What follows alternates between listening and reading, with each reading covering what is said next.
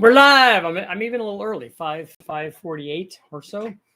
Probably going to do another one later tonight. After hours, after dark, Richie after dark.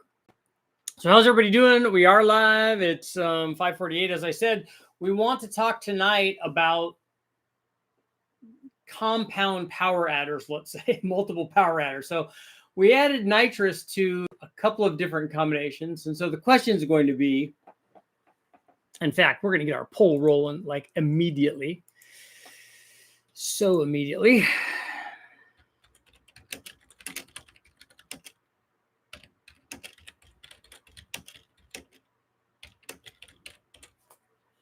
Just a turbo.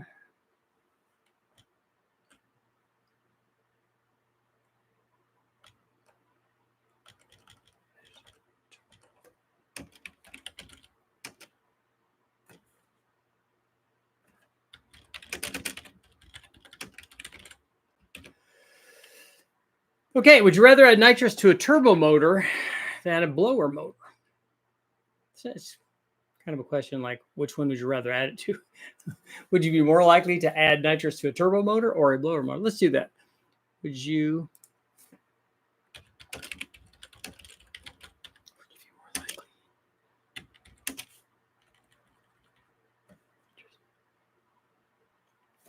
be more likely to add nitrous to a turbo motor than a blower motor? Essentially, which one would you like to add it to? If you're going to add nitrous to it, would you add it to your blower motor or your turbo motor? I can, as a spoiler alert, I can tell you it works very well even without a blower or turbo, and works very well with a turbo, and works very well with a blower. Nitrous does what nitrous does, and it works very well. But I'm looking at data today, because that's what I do, look at all of my own data. And we ran nitrous with a couple of different applications. We've run it on a number of different turbo deals. I've also run it with blowers because we're trying to make more power. So I ran it with a Paxton supercharger. So shout out to the guys for the Paxton guys and the Vortec guys. I ran it with a Paxton supercharger on a modular Ford. We've run it with positive displacement blowers. The most recent one being the 3800, the M90 on the 3800 V6 when we ran I don't remember on that combination whether it was the L67 or the L32 because we ran both of them. But at any rate, we ran the 3800 and we had a camshaft in it. And we had the blower, not all the way on kill, but at least on the spicy side with a 3-inch blower pulley on it. And on that combination with a cam and a blower pulley on it, it made, excuse me, right at 400 horsepower with the blower on it and 384 foot-pounds of torque or so. And then we added a single fogger nozzle setup for the guys at Nitrous Express. So shout out to the guys at Nitrous Express. They do good stuff. It was a single fogger nozzle. In fact, Nitrous Express guys, if you're listening, I need another fogger nozzle. We haven't worn out the fogger nozzle, although we have done lots of testing with it. But we've worn out the threads on the nozzle because it's an aluminum deal. And we've run it in and out of so many different things that, the threads just get damaged. Particularly trying to screw that into one that we've drilled a piece of steel tubing, which we've done a number of times, drilling, tapping that, and then screwing the aluminum threaded deal into a steel deal. It's not great for the threads at any rate. So I need to get another one of those. But when we added nitrous to it, when we added the wet fogger nozzle, which the wet fogger nozzle combines nitrous and fuel into a single fogger nozzle, and we sprayed it going into the blower. When we did that, we ran a 52 nitrous jet and a 28 fuel jet. We had 1,000 PSI in the bottle. And then we took a little bit more timing away from it, and that had a big spike of over 565 foot-pounds, but kind of settled into, or I should say 550 foot-pounds. And the big spike in power was 565 horsepower, but it kind of settled into more like 530 horsepower. So it went from 400 to 530, and it was nice and consistent all the way across. It was a good setup because we went to great efforts to, like we have been doing for a long time, thanks to Brulee's deal. we test flow the fuel system, and we had a good tune on this thing, and it worked very well, even though we took more timing away than we normally do for the boosted application. We took additional timing away. We took another 4 degrees away for this nitrous setup. We ran it on good fuel, and so we didn't have any detonation issues, but the curve was very, very nice. So this thing was like it was a really good power gain. So we got 130 horsepower or something additional from the 52 jet, which worked out really good. And so we know that nitrous works well as a blower, and we also have run nitrous with turbos. I've run it trying to use it as the intercooler on some LS stuff. We've run it, in addition to an intercooler. Also, we've run the nitrous, just trying to add power with it, which it does. And what a lot of guys point to when they're talking about using the nitrous for these things, whether it's on a blower or a turbo application, because it would do essentially the same thing. When we have positive pressure, which we label as boost, when we compress something, it heats up the air. So anytime there's boost, you're going to have hotter charge temperature. The nice thing about nitrous, negative 129 degrees. When it's injected, when it changes from a liquid to a gas, negative 129 degrees is essentially the boiling point. So that's what happens when you change from a liquid to a gas. There's obviously injecting something that's negative 129 degrees has a cooling effect. Now, it doesn't have the amount of cooling that you get is going to be relative to not just that temperature change. It's not, okay, look, we had 200 degree charge temperature and then we added negative 129. So that's going to bring it way down as an average of those two. It's not that easy because we're not adding the same amount of both of those things. So the more nitrous that you add, the more cooling you're going to have. But honestly, the more nitrous that you add, the more power you're going to have, just because nitrous does that, because it has a lot of extra oxygen molecules, and we get power from that. We don't get the power necessarily from the cooling, but we get that as a secondary thing. But we've elevated the cylinder pressure, and that's how we're making more power. So we're getting some charge cooling, but we're adding more cylinder pressure. We're pushing it closer to detonation. We have a balancing act there. So you could argue the fact that one is doing one and the other is doing the other, but it does add more power and it works well. And we get the secondary cooling thing. And the thing that happened almost every time, I think every time that I've added nitrous on a turbo combination, it's also had some effect on the boost pressure. I don't remember doing it with an electronic boost controller that might have really good control over that setup. On the dyno, and this would be the way that it is on the chassis dyno and out on the street, but as soon as you nail the nitrous, you're going to get some kind of change. You're going to get some kind of, even if the wastegate controller and the wastegate are able to then readjust from that, but you're going to have a big influx in exhaust flow, and then a change in boost, and then the controller is going to try to, because it can't preemptively do that. So you're going to have some, you're going to have some wiggling around basically of the boost curve. It's going to change. How much it changes will be a function of what your control strategy is. But on ours, I just had a manual bleed valve basically. And so we saw a change in boost. So we saw a gain from the nitrous that we added on the turbo combination, plus we had a change in boost, which added even more power, which then when people see that, it leads people to believe that, oh, turbos really like nitrous. Well, everything likes nitrous. It's just that we had the nitrous and then it also changed the boost.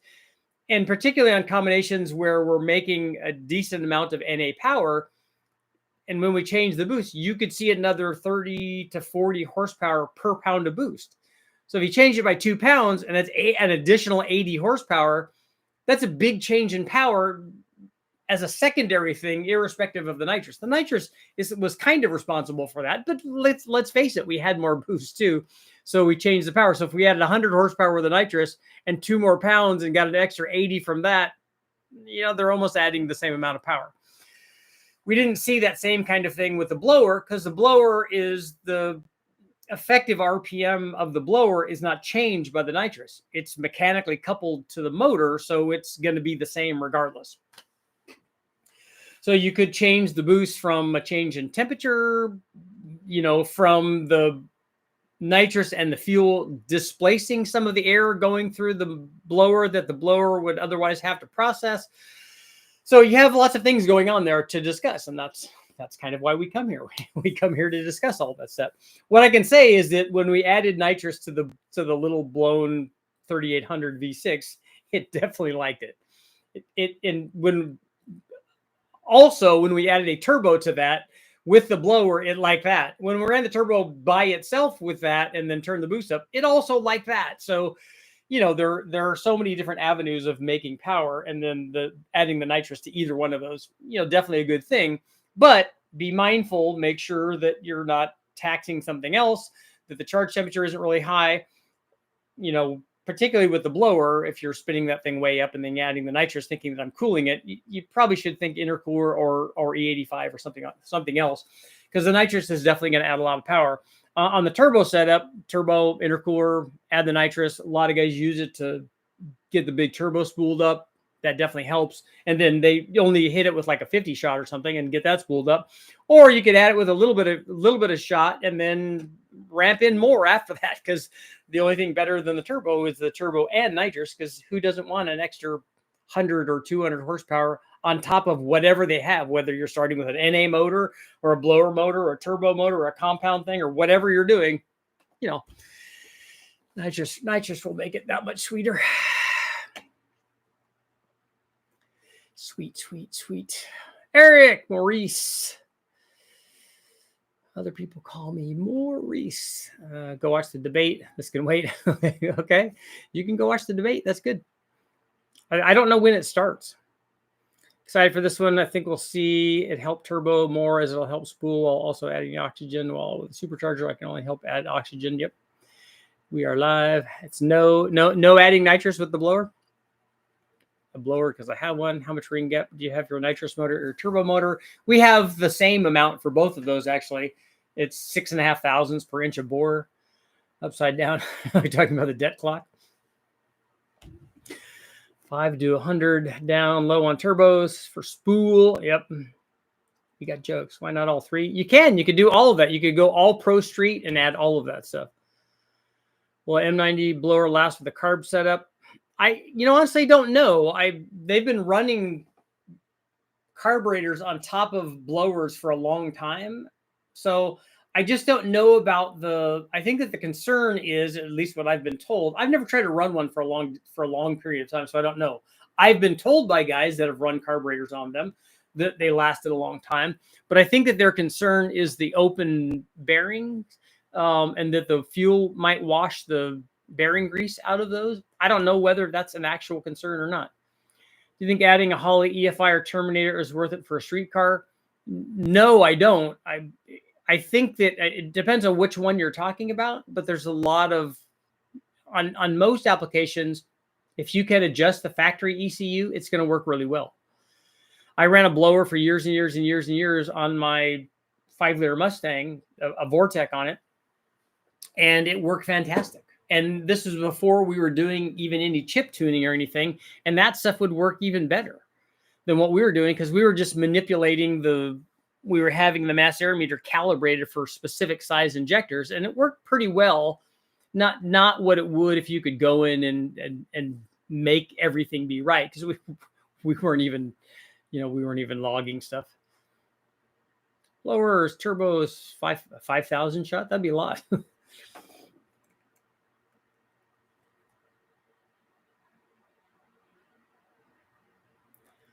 Not putting nitrous on anything I'm pushing air through. Something to keep in mind is that the shot size is going to gain more horsepower than advertised with the turbo. I don't know why that's the case, unless you're changing the boost like we just talked about. Nitrous makes compressed power so much happier for the cylinder.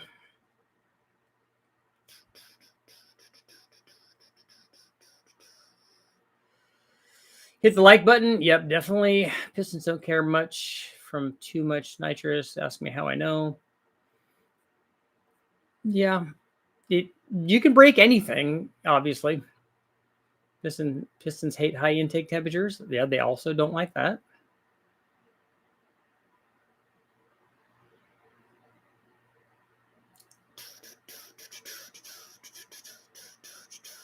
Does a 50 shot on an NA motor equal 100 horsepower on something with 15 pounds of boost? No.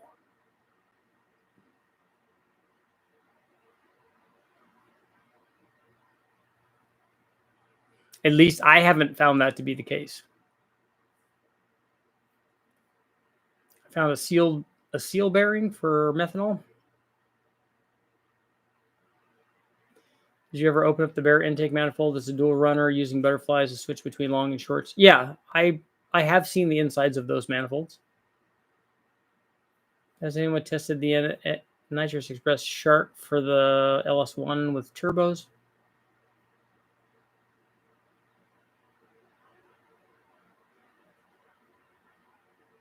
Combo experience engine for new GTO updated information. What is your question, Ralph? Went to the junkyard today for an ECM and they wanted $125 for something that's 24 years old. That seems like a lot. Which would you use on a long stroke, low RPM motor like a Chrysler Flathead 6? I think I would use, you mean, would I use a blower or a turbo?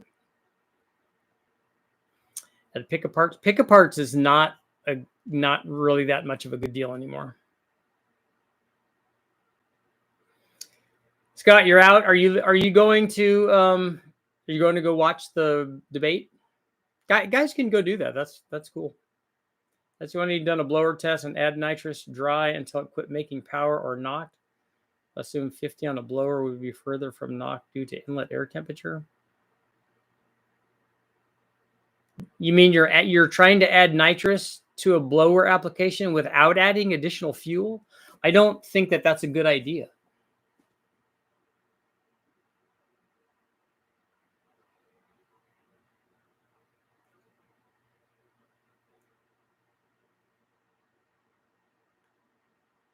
Do I know what blowers in a new GTO? I don't. Are they reintroducing that name?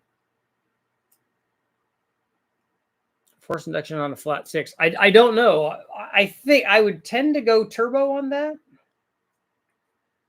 But it depends on what you're trying to do with it. Both of them will work. Oh, Scott, you're going to bed early? Okay. Get some sleep, yo. Found out my local surplus has AN fittings and hoses cheap. Westech has one of those around the corner from them, or let's say a few miles away. That's an old. They bought out a bunch of surplus aircraft stuff, so they got a bunch of cool stuff there. If you want to put an altimeter in your car, it's good stuff.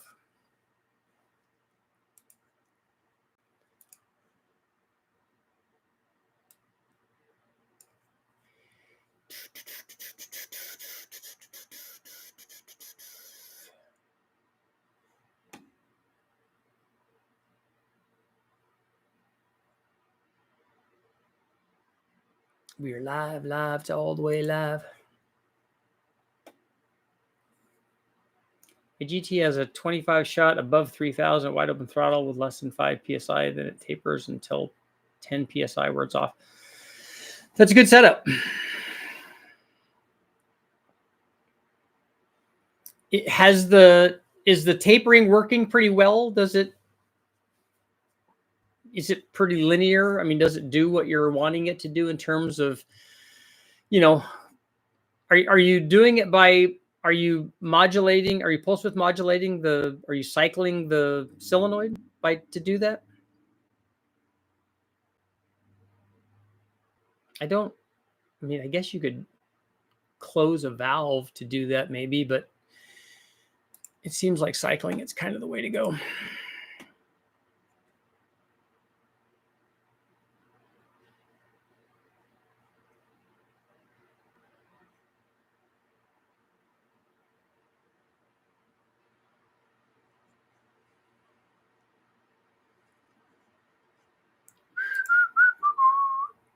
Not my local surplus store has AN fittings. Yep. I'm scrolling.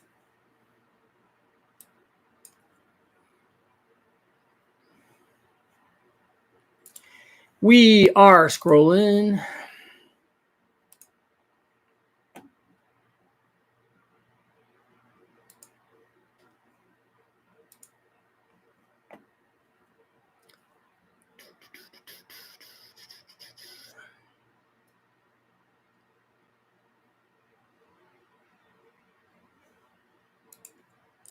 There.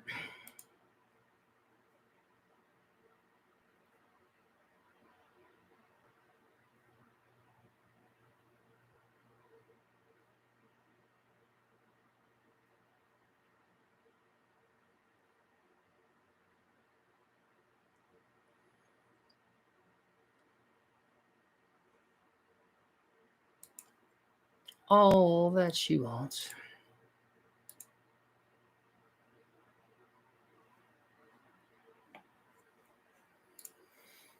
Okay, 10 psi or 100 shot. What would be safer?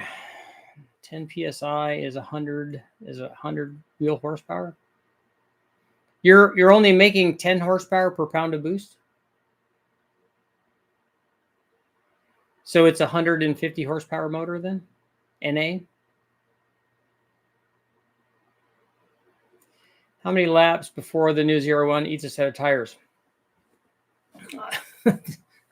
It might just be one, right? It is ace of base. 150 wheel horsepower NA. That would be 10 per pound. If the blower makes 200 degrees inlet air temperature, how much less air temperature is lost with nitrous, would you guess? Adding nitrous without fuel does sound less than stellar on paper, but I've seen fast dragsters do it. I don't know. The only way to do that is if you're already rich. So if the 50 horsepower worth of nitrous that you're adding takes you from 11.3 to 11.8, let's say, that's still safe. That's okay. That's not a problem. But the 200 degrees inlet temperature, like I said, if you have 200 degrees of inlet temperature, excuse me, from a blower, and you add nitrous to it, the change in temperature is going to be a function of how much nitrous you're adding relative to how much of the really cold stuff do you have versus how much of the really hot stuff that you have. So when we did our test at around 900 horsepower using the nitrous as the intercooler, it only changed the charge temperature by about 30 degrees because we had a lot of, we had 800 plus horsepower worth of hot air and we had 100 horsepower worth of cold nitrous. And so we didn't get a big change. If you're adding 100 shot to a 300 horsepower blower motor, you got a bigger percentage there. You're going to have a bigger charge temperature change. The Whipples make much less heat. Ralph. So let's see.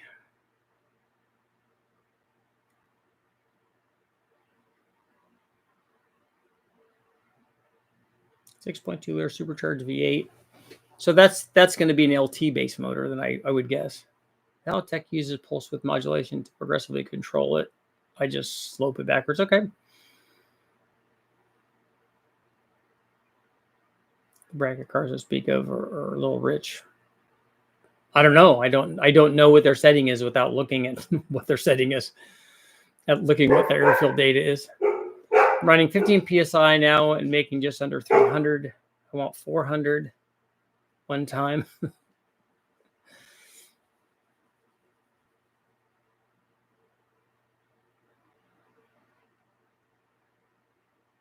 I said no because I do it on both. Okay, that works too. That's all good. You should run nitrous on all of that stuff.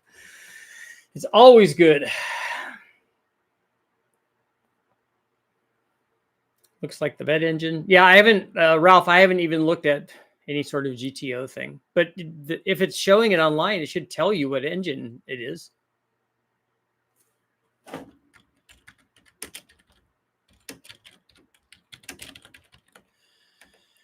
Uh, 2025 GTO engine specs. Oh, that's a Mustang.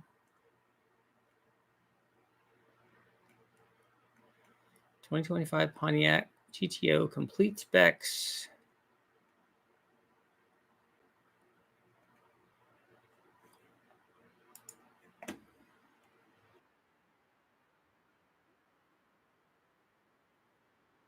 Video.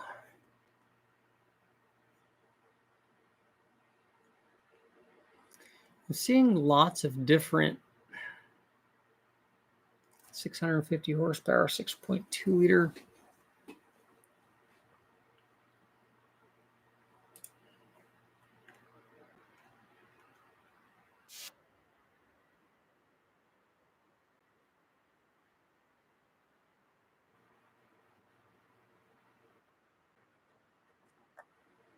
Oh, that looks like a press release or something that they did.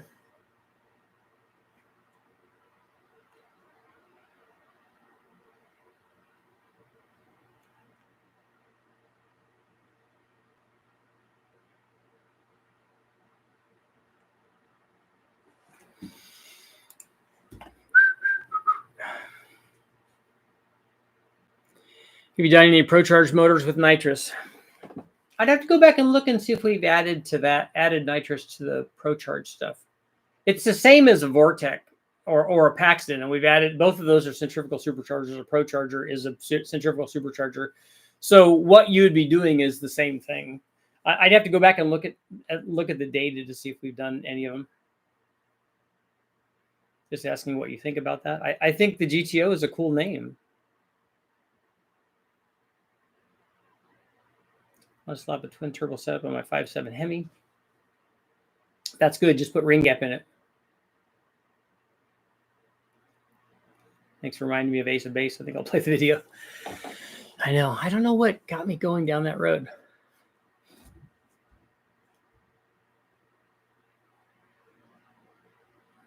All the big supercars are running 5+ liter engines, twin turbos, making 800 to 1,000 horsepower.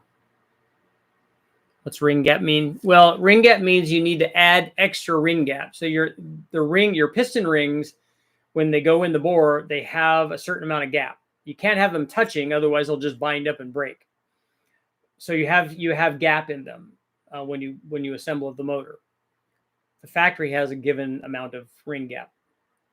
When you add boost to these things, you add more temperature, the ring expands, and then if you get it too hot, the ring touches together. And so you have to add extra gap when you're adding extra ring heat, which boost does that. Well, not boost, the power does that. And so you have to add extra ring gap to it. The GTOs are just fan renderings. Okay. I saw a lot of them that said we render the GTO. I didn't look at it in any depth.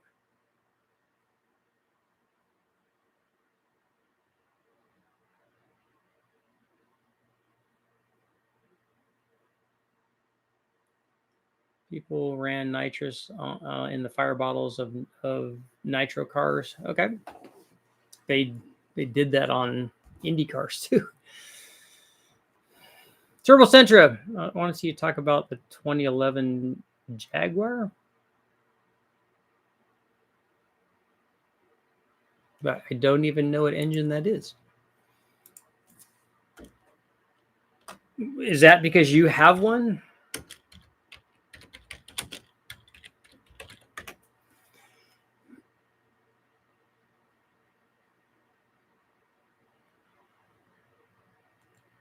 The 5 liter, 385 horsepower V8. Supercharged versions with 470 and 510 horsepower. Okay, those are good.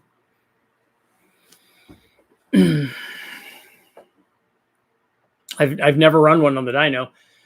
I have seen those, I think. I've seen those in the wrecking yard.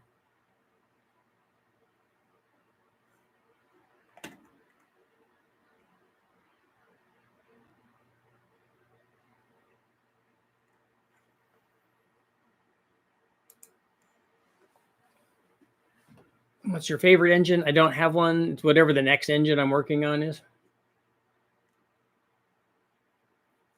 94 tracker, 2,200 pounds plus a turbo 5.3, 400 monster is most affordable. So thinking 9-inch with a 350 gear. I guess I'm wondering if you guys think it will be fast enough with a little bit of gear. So a turbo 5.3 with 2,200, only pushing 2,200 pounds is going to be fast.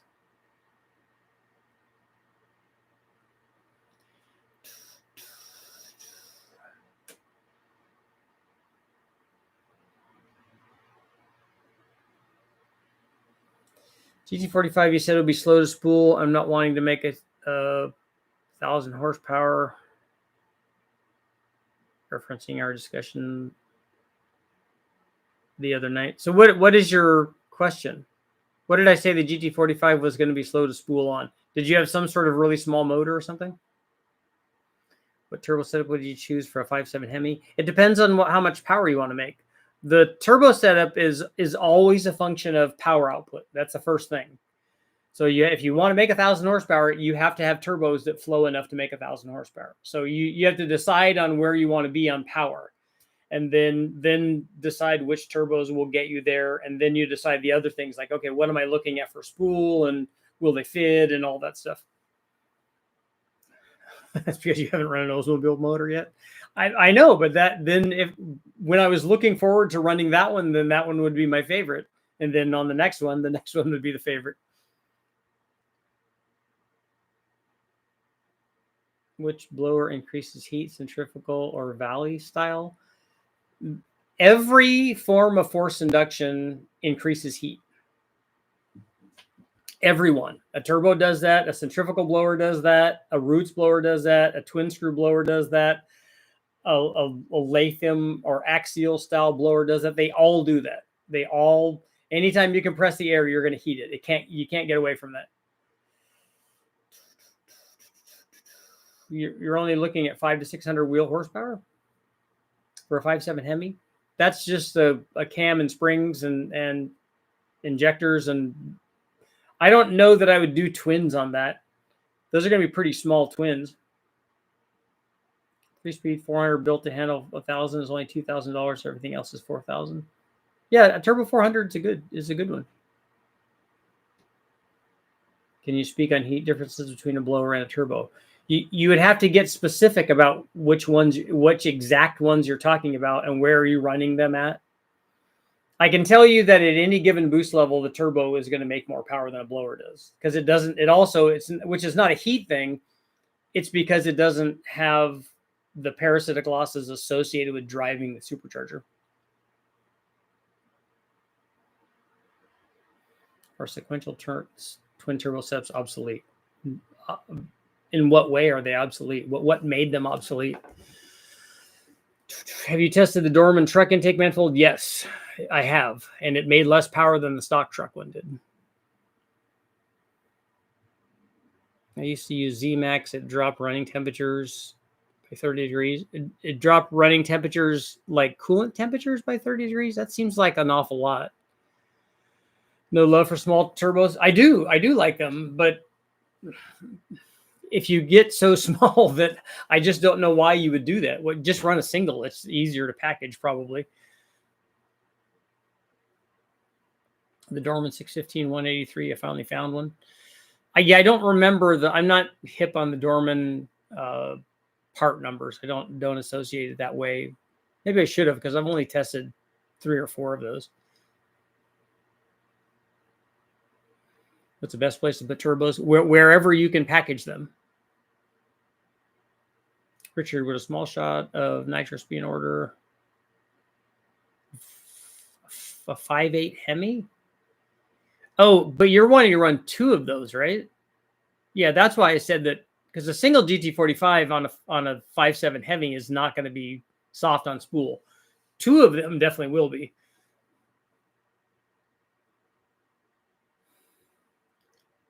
I want 20-ounce Coke bottle turbos.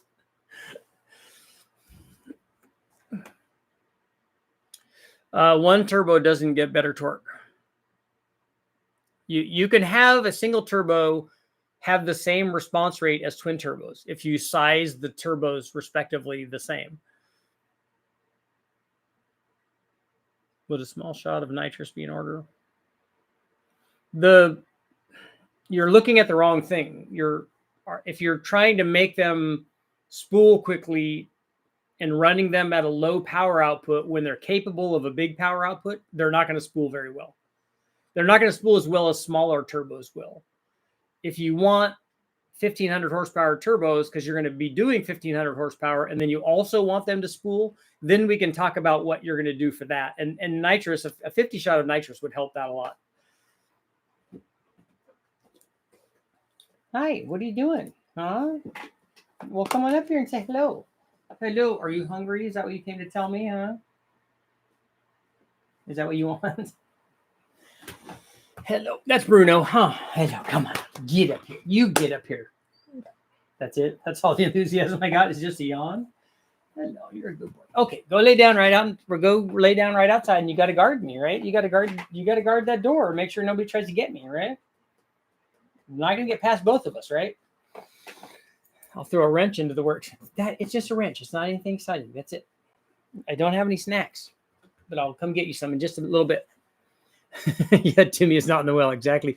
I used to have collies. I had 2 of them, and that was always the thing: is what Simon Sydney, is Timmy trapped in the well? The problem is if you can't hook, you can't win. And how are you going to hook 1,500 horsepower in small tires? Yeah, I don't know that 1,500 horsepower is doable. I don't know what guys are running on small tire stuff. If you're talking about a small tire like no prep kind of thing. Our new header is a good recommendation for an NA57. Headers will help power. You can take a look at the 5.7 Hemi videos that I have up on the channel. I have stuff where I show you what headers do on a 5.7. Fleming turbo affects torque at all with known mapping. I don't understand the question. Can you pick a turbo that can run effectively on the street if you're looking for an extra 150 horsepower without much wastegate interaction? Are you wanting to size a turbo so that you don't need a wastegate? I don't recommend that. So the problem is with a turbo, the reason that you have a wastegate is actually to save the power production down low. Like after the turbo spools up, whatever RPM that is, let's say you can get the turbo spooled up by 3,500. Even if you made the turbo so that it can't make enough power to hurt it at 6,000 RPM, it can do damage at 3,500 if you don't have a wastegate on it. Because if you don't have a wastegate on it, and let's say that it only can make 10 pounds or 12 pounds at 6,000 RPM, because it's just too small and it falls off. Well, it could be 20 or 30 pounds in the middle part of the curve because it has enough airflow to support that kind of boost at that RPM.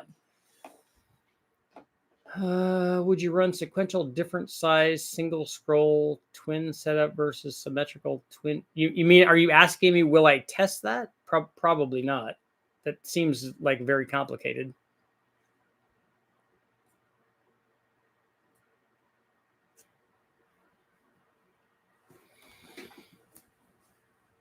That sounds more like an OEM style application.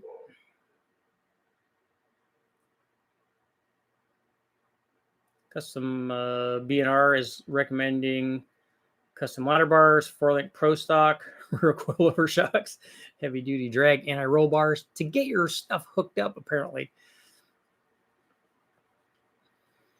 the factory was both on the Supra and on the RX-7, the 93, like the Gen 3 stuff that I like.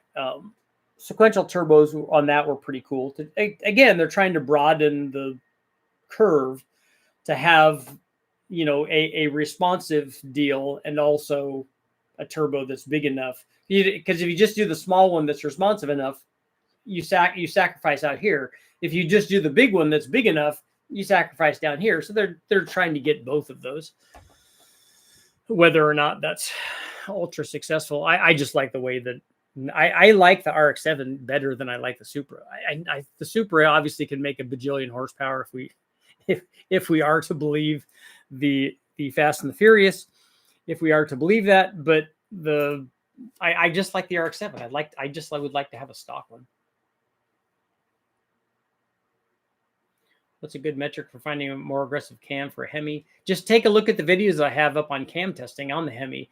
The new stuff is probably a lot better. So like look at the stuff from Brian Tooley Racing. They have they have Hemi cams out now. And so theirs I think are only for the later, I call them Gen 4 Hemis instead of Gen 3s, but they're for the later Hemis, not for the earlier ones. All of the testing that I did in my book that I did on Hemis is all on the earlier ones. And primarily, I think 100%, if I remember right, all just comp cam stuff.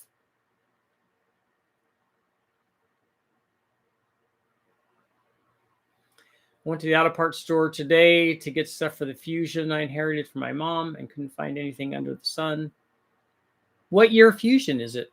It should be pretty easy to look that up. My guess is that I don't know what they had, if they had a Duratec 4-cylinder for the Fusion and then a V6 option, which is what I would think that they would have. If it was your Hemi Durango, I don't, that question is meaningless. If it was mine, what would I do? Because we're not the same. My 2002 Silverado is all stock. It has a muffler on it that somebody had done when I bought the car. So what I do is not necessarily what you should do. You need to pick the thing that you want. What I provide is all the information to help you make that choice. Look at what a supercharger does. Look at what a turbo does. Look at all the reasons that you have for selecting either one of those. Like, is it easy to put on? Is it emissions legal? Does it look cool? Does it hook up to all my stuff? You know, there are lots of reasons to buy that other than normally the stuff that I provide is just power. A turbo at 10 pounds is going to make more power than the blower at 10 pounds. If that is your metric, if that is the thing that's important to you, like I said, I just give you the information. If that's important to you, then you pick that. But if all the other things that I mentioned, if immediate boost response and the fact that it packages nicely right there in the middle of the V like God and nature intended, that it hooks up to all the factory air intake and stuff, that there's already a tune with it, or whatever all the things are, you just have to decide what of those things are important, and then what is the order of importance, and then you just pick that. That's the way that I pick things. Some guys might just go, look, I'm putting a blower on, and I get that too. I have a stock 6-liter LS with a cam, BTR springs, trunnion kit, S475. I want to know if I step down the piping from 5-inch to 4-inch, let's see here. Will it hurt performance? It's a drag car. Probably not on a single S475.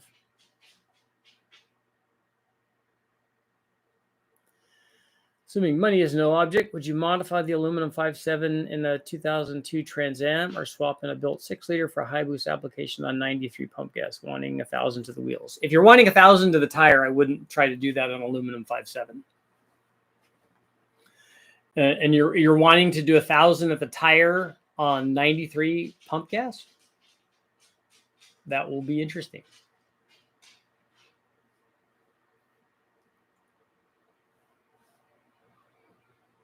After the VIN decode, a shock, it's a 1.5-liter turbo. So what year is that?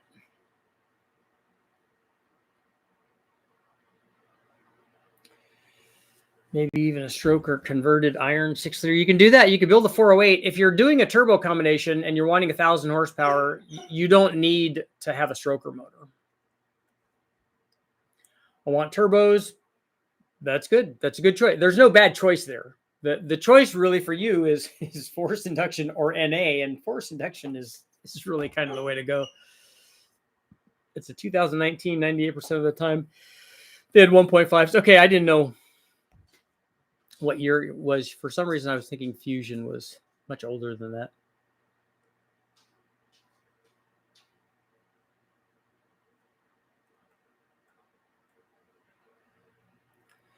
Have you played around with variable geometry turbos? Only the factory ones.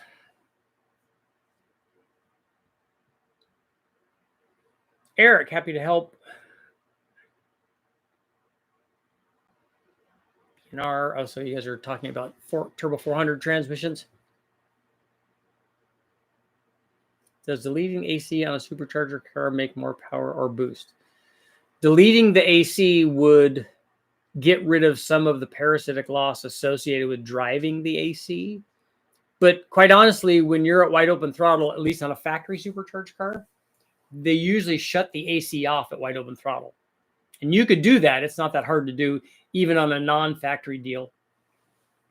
And the gain that you would get from not having the AC for me anymore is not worth it. Whatever it was, not having AC in a car anymore, it is not a thing. That's a thing of the past.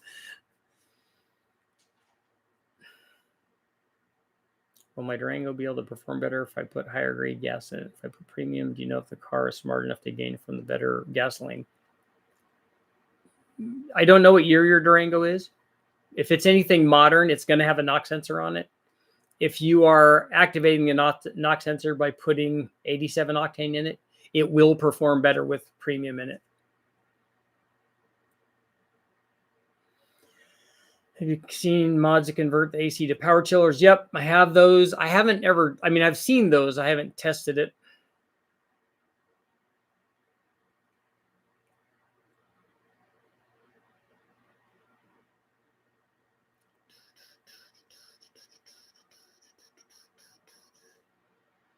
The Dodge did that on their factory stuff. Anything that you can do to get the charge temperatures down is good, but there's a trade-off there. So you're using the AC and you're using it fully loaded too, which is this worst condition, at least in terms of power consumption, to cool the charge air. And they're doing it, they're using it to cool the air. Do you get a net gain from that, which I think you do, get a net gain from a reduction in temperature versus the parasitic loss associated with driving that? My guess is they've scienced it out and have a net gain. I don't know how long you can do that for, because it won't indefinitely keep up with the hotter charge temperature. It doesn't work for like Silver State-esque kinds of things. Mostly better for multiple passes. For cooling in between runs, I would imagine. For heat soak, the dreaded heat soak, you'd be more likely to add nitrous to a turbo motor than a blower motor. 61% are leaning toward the turbo.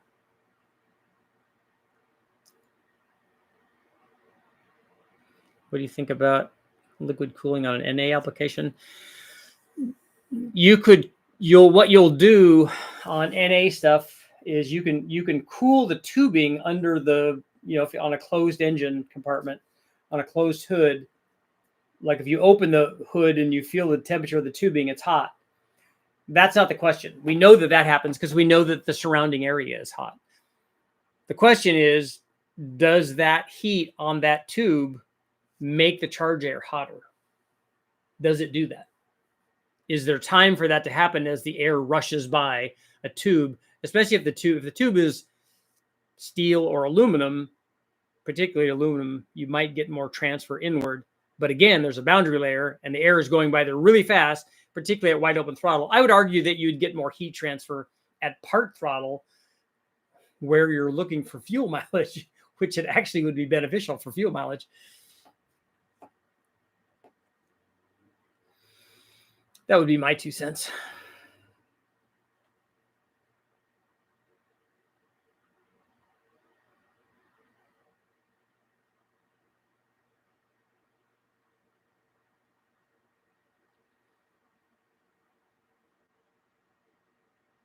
So hotness, you've got an 83 Malibu wagon, small block 350, turbo 350, 10-bolt posi. Was it a bracket car? Did you guys actually drag race it? If so, what did it run? Hot mess.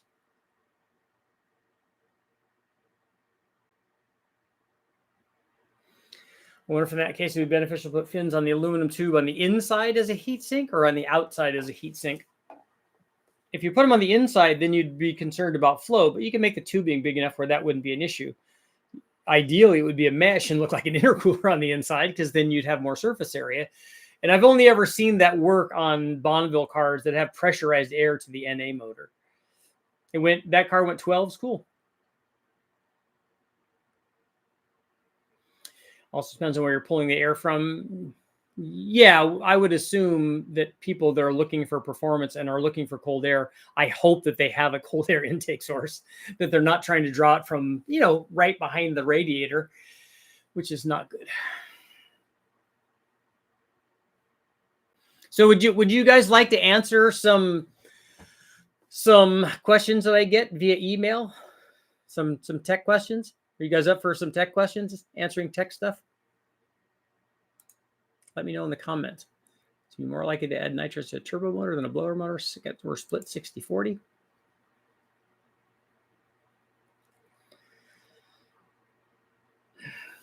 So you guys want to answer here? Here's a question for you. Okay. So this is the question I got today. It says, hello, Julian. So we're answering your question, and I would answer it anyway. But so the question is, hello, I have a 240, 260 at 50 camshaft, 621, 612, 117 plus 5. Was thinking of installing it on a 6-liter high ram, 105 millimeter throttle body, twin 70 millimeter T4 turbos, 96 AR, running on the 85. It is a 3,200 pound Camaro, turbo 400, good stall, some gears in the back. I also have a single dry fogger nozzle for about 150 shot to make things interesting. Would this cam work per se, since every cam is a turbo cam, or should I look into a different cam? So I know how I would answer this. let me know what you guys think. So he's got twin 70 millimeter turbos. He's got a, what the heck was that thing? A 240, 260 at 50 in a 6-liter. Would 3,200 pound Camaro, turbo 400, stall speed and gears in the back. Would that be, what do you guys think about that camshaft? Are short ram intakes any good? Take a look at all the videos I have up comparing intake manifolds and what runner length does. I don't know enough to know if that cam is optimal. Seems like drivability might not be awesome, but it should make power. Okay.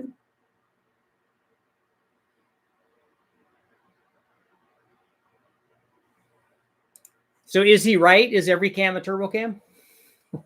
We know that that's the case. Did he mention? Yeah, it has a high ram on it. High ram and a 105 millimeter throttle body. Doesn't matter when you're running twin 70s. I'd say if that's what he has, run it unless he's looking for a specific horsepower goal. Ralph says no. It's pretty big cam. Unless he's trying to spin to 8,500. Could be. Every cam is a cam. That's right. Sounds big for the street.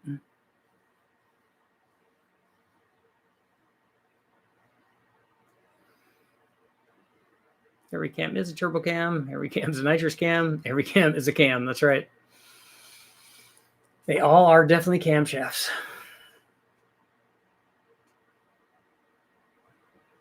But comparing to the one on my 427, it sounds big.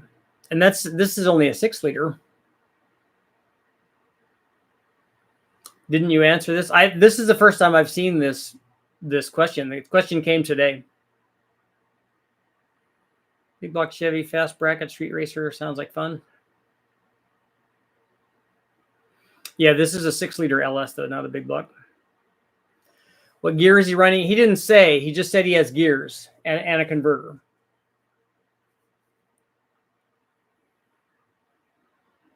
I haven't ever, Ralph, like I said, this is a question that I got today, so I wouldn't have ever answered it on the show. I would go 214 or something like that.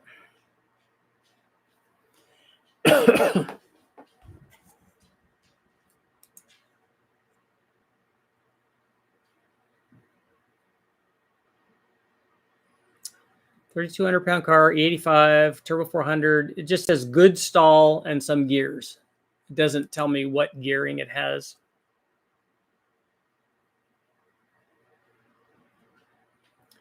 Going to be hard to spool twin 70s with a high RPM cam. I'd rather push the NA power curve lower. Hello. How are you doing? I'll come down as soon as I'm done. I told you I'm doing a live feed. Huh. Here, say hi. Hello, it is Bruno. Do you want to come up? Well, come up here and say hi. Get up here. Or no? You're not doing it? Okay. Well, get up here. Come here. Come on. Get up here. Come here. There we go. I know. Where's your brother at? Where's your brother? I hear Bruno. Go get him. What? Oh, pet you? Okay, sorry. I know. What are you doing? There's Brady. You get him, huh? Hello. Did you hear somebody was getting pet and you had to come up here? Okay, as soon as I'm done, we'll go down and we'll get some food. He didn't say LCA or intake center line. That wouldn't make any difference for this combination. More cam than he needs with those turbos. That's where I would go with it. Did you see Eric's camshaft challenge? Yeah, none of my cams fit that combination. So here would be my answer, and this is what I'm going to write out, is that he has twin 70 millimeter turbos. I'm assuming that the twin 70 millimeter T4s are not going to be GTX turbos or something really expensive. So they're going to probably be more like Chinese kind of turbos. And so given the amount of power that those are going to produce, he's not going to be needing that kind of camshaft. He's not going to be running at an RPM where that's going to be beneficial. I mean, if he wants to be at 8,000 or whatever, and he wants those kinds of camshafts in a 6 liter, actually it's not going to be 8,000 in a 6 liter, but I don't think that he's benefiting from that cam. Since he has them, and if he can just put the turbos on, I would say try it and see what happens, because you already have it. You know, if the motor's out and you're going to be rebuilding it or whatever, then I'd say, yeah, it's time to swap the camshaft. If you already have them and you could just put the turbos on and tune it and go run it and see what happens, then I'd see what happens. Maybe you have enough stall that you're not going to be losing out that much. It doesn't need 24260 camshaft for that combination. Even with a high ram and stuff, it doesn't need that. He could get away with 10 or 15 degrees less duration than that camshaft. But 240 wouldn't be terrible. We've run 240 cams in 6 liters, and like I said, I'd like to see him try it and see what happens, and then adjust from there.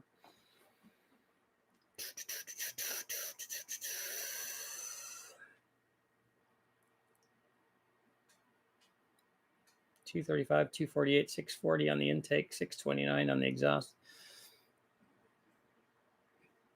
He could max those turbos out with that low buck truck with that 212 camshaft that I have, or the 219 camshaft that I have. He's not going to make any more power than with those cams because he can max the turbos out. It's just going to take a little bit more boost. Maybe a stage 2 turbo cam kind of thing, a 220 something, 226 or something. He could certainly do that, or a sloppy stage 2. He could do that kind of camshaft. Why did Hillborn fuel injection work so well back in the day, but now it's very uncommon?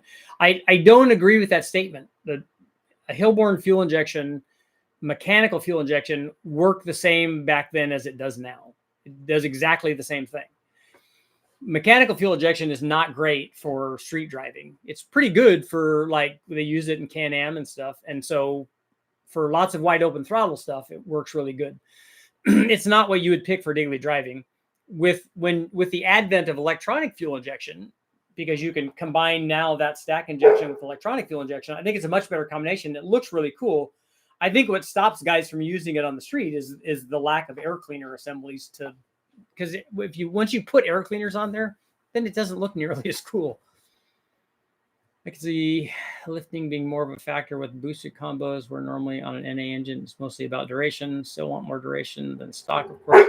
And the lift thing, we saw the test that I did on the lift. Now, the wilder the combination, the more lift is going to come into play. But when we did the Truck Norris cam versus the Truck Norris NSR cam from the guys from Brian Tooley, we saw about 5 or 6 horsepower going from 500 lift to 550 lift. It just wasn't that much. And like I said, it isn't going to be on lower power applications. It will come into play more on wilder combinations. I know you're hungry. I get it, but we're waiting until after I'm done. Okay. What's your opinion on the 432 valve? And would it be worth swapping it over a single turbo? No. Yeah, I've never seen a 4.6 4-valve deal do anything any better or any cheaper than what an LS would do. Maybe if you were trying to make 1,000,000 horsepower and you're doing it very expensively, that might be a way to go. But that's not going to do anything. If you look at the power output of a 4.6 4-valve motor, if you look at the factory power outputs and compare that to the factory power output of a 5.3, they're the same.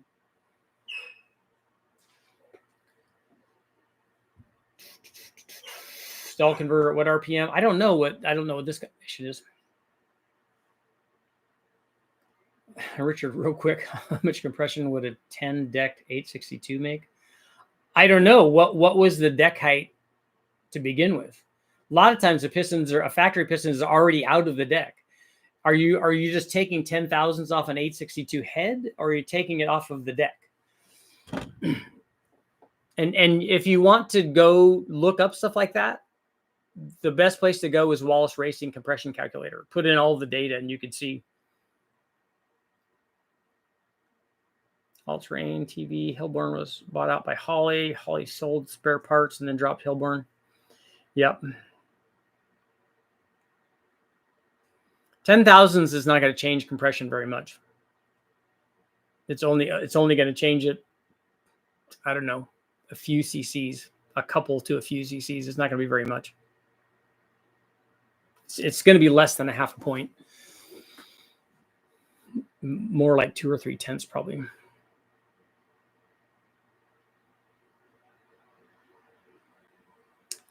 Power Cam still makes stack injection. Yep. Kinsler, Alky Digger. Yeah, there's still stack stuff. I think even what's it called? Speedmaster has stack stuff too.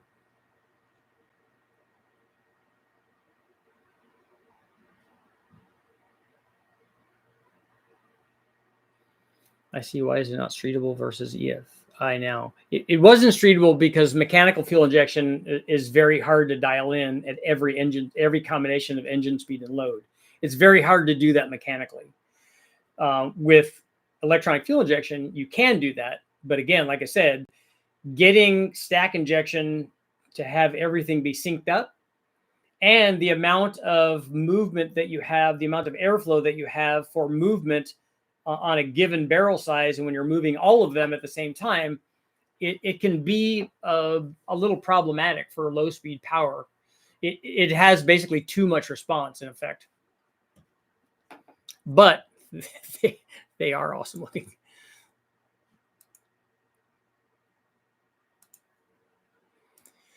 They are awesome. And on that note, man, I can't believe it. Time flies when we're having fun. Would you be more likely to add nitrous to a turbo motor than a blower motor? 6139. We're going to end our poll, and we got one more minute.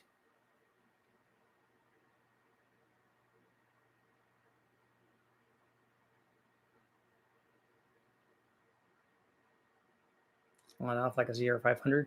I don't think I've ever ridden a CR500. I remember the TT stuff, the TT 500s.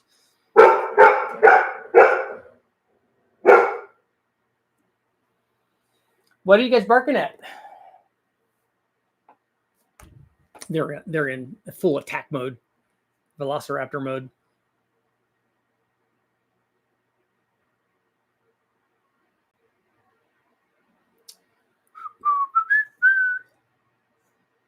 We see some stack stuff at Bonneville, which that's one of the reasons that I love Bonneville so much. So, I mean, all of this stuff is cool. The aero mods that they make and all that stuff is fantastic. But I'm much more drawn to the engine side of it. And there's a lot of really cool engine stuff out there. Stack injection on alcohol is cool. Yep, they're using stack injection, but they're using it enclosed with air cleaner assemblies in off-road vehicles on the trucks, like on trophy trucks, which is cool.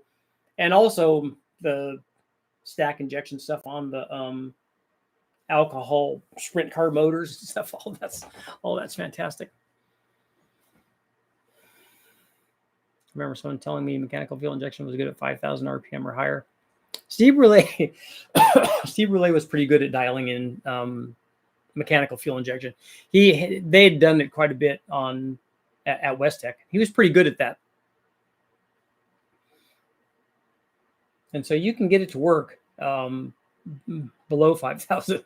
But like I said, it's hard to get it to work at idle and part throttle and driving around and all that stuff. Anyone ever run an engine on Moonshine? Yeah, I have a video up where we ran an LS on Moonshine when I was at Brian Tooley Racing. The stuff that we were using, because I think it was maybe something that they were selling, that it wasn't the like 190 proof stuff. And so it made less power, but it will work. It will definitely burn.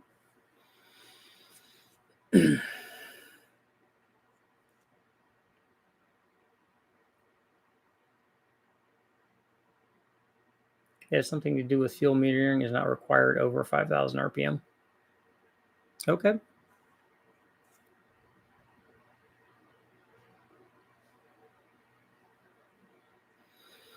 And on that note, it is time to go. I think I'm going to do one later tonight. So everyone, if you haven't, go watch. I think everyone's going to watch the debate. So probably would be after that, whenever that is. I don't even know what time it is, but I will see you guys all later.